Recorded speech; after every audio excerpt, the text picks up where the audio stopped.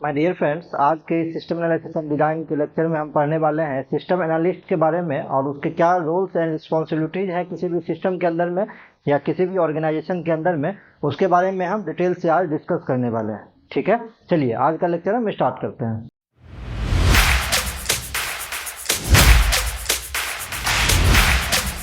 सबसे पहला चीज है सिस्टम एनालिस्ट कौन होता है। तो सिस्टम एनालिस्ट एक पर्सन होता है जिसके ऊपर में किसी भी ऑर्गेनाइजेशन के अंदर में जो सॉफ्टवेयर डेवलपमेंट होता है उस डेवलपमेंट को करने की रिस्पॉन्सिबिलिटी होती है। कहने का ये मतलब है कि वो जो पर्सन है वो अपने ऑर्गेनाइजेशन को अप टू डेट रखता है टेक्नोलॉजी के टर्म में, है ना।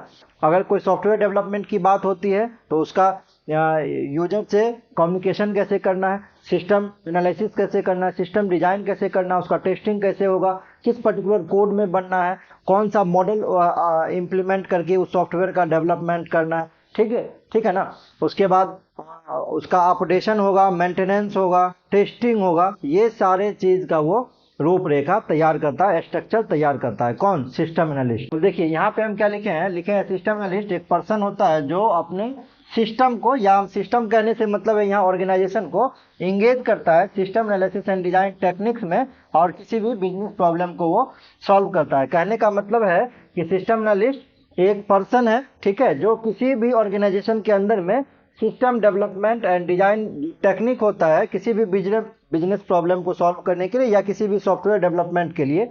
जैसा कि हम आपको अभी बताए थे कि जैसे हम पढ़ते हैं SDLC, software development life cycle. तो सॉफ्टवेयर डेवलपमेंट लाइफ साइकिल में 7-8 फेजेज होता है, ठीक है। तो उस फेजेज में हर एक फेज का अपना कुछ इंपॉर्टेंस, हर एक फेज का अपना कुछ वर्किंग है। तो वो वर्किंग को डन कौन करेगा? जैसे कम्युनिकेशन है, यूजर से कम्युनिकेट कौन करेगा, इंटरफेस कैसा चाहिए, है ना, यूजर का क्या रिक्वायरमेंट है। उसके बाद सिस्टम डिजाइनिंग की बात होगी, एनालिसिस की बात होगी, ठीक है। तो ये सारा कौन तैयार करेगा? सिस्टम एनालिसिस को, है ना, एंड डिजाइन के अंदर में ये जो तैयार करता है उसको हम लोग सिस्टम एनालिस्ट के नाम से जानते हैं, ठीक है।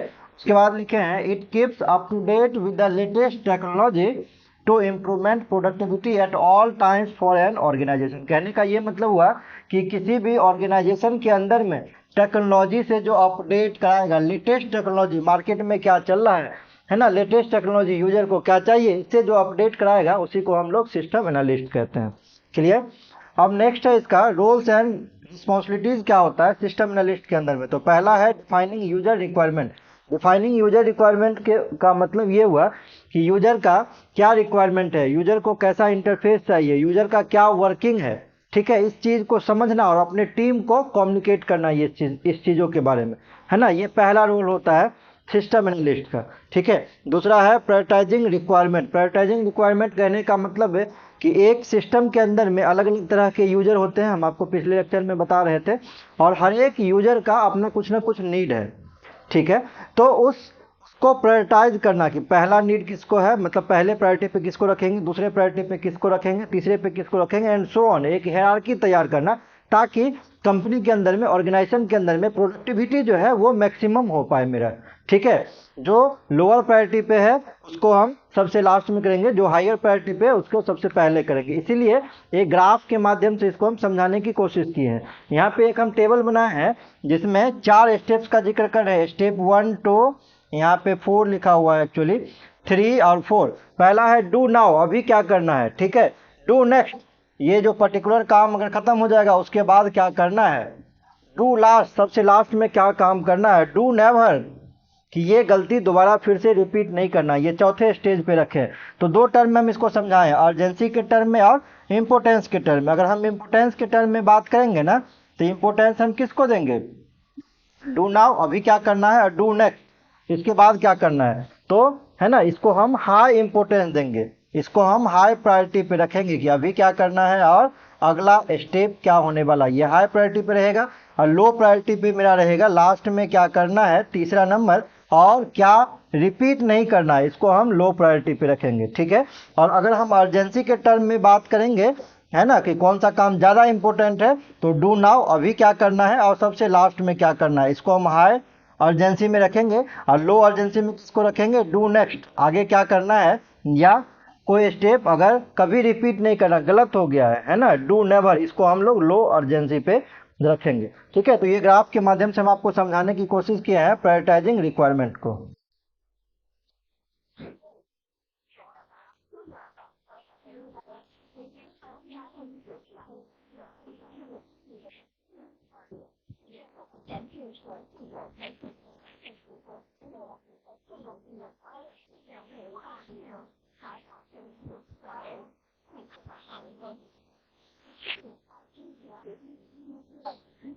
नेक्स्ट है तीसरा स्टेप है आपका, है ना, तीसरा जो इसका सिस्टम एनालिस्ट का रोल है वो है सिस्टम एनालिसिस। सिस्टम एनालिसिस कहने का क्या मतलब, इसको भी एक ग्राफ से हम दिखाए हैं कि अगर कोई प्रॉब्लम एराइज किया सिस्टम के सामने में, ऑर्गेनाइजेशन के सामने में, तो इस प्रॉब्लम का एनालिसिस करना मतलब उस पर्टिकुलर प्रॉब्लम का सॉल्यूशन ढूंढना अलग अलग तरीके से, और उसमें से जो बेस्ट सॉल्यूशन होगा वो पिकअप करके इम्प्लीमेंट कर देना। तो यही लिखे हम, आपका तीसरा रिस्पॉन्सिबिलिटी है, तीसरा रोल्स है सिस्टम, है ना, एनालिस्ट का किसी भी ऑर्गेनाइजेशन में, कि प्रॉब्लम को फाइंड आउट करना, ठीक है, ऑर्गेनाइजेशन के अंदर में फाइंड आउट करने के बाद उसको एनालिसिस करना, ये प्रॉब्लम क्यों अकर हुआ है, अगर ये प्रॉब्लम अकर हुआ है तो उसका क्या सॉल्यूशन हो सकता है, सॉल्यूशन के बाद उसका अल्टरनेटिव सॉल्यूशन क्या क्या अवेलेबल है, फिर उसमें से जो बेस्ट सॉल्यूशन होगा उसको पिक करके और उसको इम्प्लीमेंट कर देना अपने ऑर्गेनाइजेशन में, उस पर्टिकुलर सॉफ्टवेयर के अंदर में या उस पर्टिकुलर सिस्टम डेवलपमेंट के अंदर में। ठीक है, तो ये तीसरा इसका रिस्पॉन्सिबिलिटीज है। आप इतना सबसे पहले लिखिए, फिर हम आगे आपको डिस्कस करके बताते हैं। नेक्स्ट फोर्थ रिस्पॉन्सिबिलिटी है आपका ड्राइंग स्पेसिफिकेशन। ड्राइंग स्पेसिफिकेशन कहने का मतलब ये हुआ कि वर्क को असाइन करना करेक्ट मेंबर के साथ। इसका मतलब ये हुआ कि अगर कोई मैनेजमेंट से रिलेटेड एक्टिविटीज़ है उस ऑर्गेनाइजेशन के अंदर में, उस सिस्टम के अंदर में, तो उसको जो मैनेजरियल पर्सन है उसको एलोकेट करना। अगर कोई प्रोग्रामिंग से रिलेटेड एक्टिविटीज़ है तो प्रोग्रामर्स को या जो कोडर उस कंपनी के अंदर में काम कर रहे हैं उसको वो टास्क असाइन करना। ठीक है, जो टेस्टिंग का काम है वो जो टेस्टिंग का टीम है उसके करेक्ट बंदे को देना, है ना, ताकि आपका टेस्टिंग का काम अच्छे से हो पाए। जो इवेल्युएशन का टीम है उसको इवेल्युएशन का काम देना, मतलब करेक्ट पर्सन को करेक्ट, है ना, वर्क असाइन करना, ये ड्राइंग स्पेसिफिकेशन कहलाता है। ये भी रोल्स एंड रिस्पॉन्सिबिलिटीज का है, सिस्टम एनालिस्ट का है। नेक्स्ट नंबर आपका है system design and evaluation. System design and evaluation कहने का मतलब है कि लॉजिकल डिजाइन को ड्रॉ करना, है ना, कि दिस स्टेप के बाद दिस स्टेप होगा, दिस स्टेप के बाद दिस स्टेप होगा। ठीक है, उसके बाद लॉजिकल उसका फ्लो चार्ट खींचना, उस पर्ट चार्ट खींचना, उसका गैंट चार्ट खींचना, ताकि यूजर को हम एक रफ आइडिया दे सके कि मेरा जो सिस्टम है उसका डेवलपमेंट कैसे करना, या जो पर्टिकुलर सॉफ्टवेयर है उसका डेवलपमेंट कैसे करना, उसका इंटरफेस कैसा बनना है, उस इंटरफेस का एक रफ स्केच खींच के दिखाना, उसमें मेनू क्या क्या लगना है, उस मेनू का एक रफ स्केच ड्रॉ करके देना, ताकि जो कोडर होंगे उसको एक पर्टिकुलर लैंग्वेज में कोड करके ड्रॉ कर देंगे। ठीक है, पहला चीज़ तो ये होगी सिस्टम डिजाइन करना। डिजाइनिंग के बाद उसका एवेल्युएशन करना कि जो टीम ने मुझे बना के दिया है जो सॉफ्टवेयर, जो यूजर को पहुंचना है सॉफ्टवेयर, जो यूजर को डिलीवर होना है सॉफ्टवेयर, क्या वो करेक्ट है, उसको इवेल्युएट करना। इवेल्युएट करने में अब 3-4 पैरामीटर उसमें चेक किया जाता है, जैसे उसका क्या वीकनेस है, ठीक है, लेटेस्ट टेक्नोलॉजी क्या उसमें अपग्रेडेबल है या नहीं है, अपग्रेड बाद में चल के इसको कर सकते हैं कि नहीं कर सकते हैं।